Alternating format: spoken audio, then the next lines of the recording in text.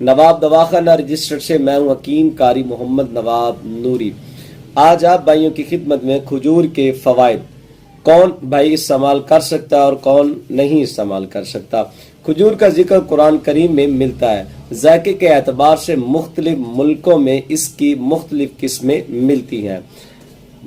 مدینہ النبی صلی اللہ علیہ وآلہ وسلم میں تو بہت نادر اور خوش ذائقہ قسمیں پائی جاتی ہیں۔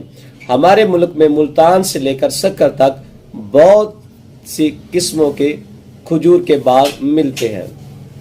غذائی اجزاء اس کے ہیں: 100 گرام کھجور میں وٹامن اے 60 بین الاقوامی یونٹ، وٹامن بی 0.9 ملی گرام، پروٹین 2.2 ملی گرام، نشاستہ 75.4 ملی گرام، کیلشیم 72 ملی گرام، فاسفورس 60 ملی گرام، حرارے 265، نایاسین 2.2 ملی گرام پائے جاتے ہیں۔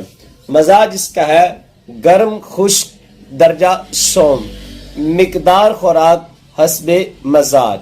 فوائد: کھجور کھانا سنت نبوی صلی اللہ علیہ وآلہ وسلم ہے۔ جگر کے فعل کو تیز کر کے خون میں حرارت بڑھاتی ہے، لہذا لو بلڈ پریشر والوں کے لیے مفید دوائی غذائی ہے۔ غذائیت سے بھرپور ہے، گرم مزاج کے موافق نہیں،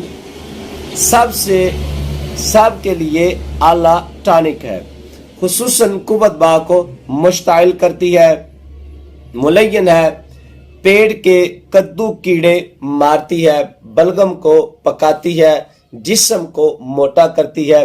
گرم مزاج اسے مکھن اور تربوز کے ساتھ کھا سکتے ہیں۔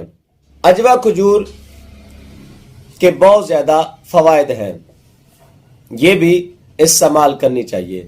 دعا میں یاد رکھیے گا۔ اللہ حافظ۔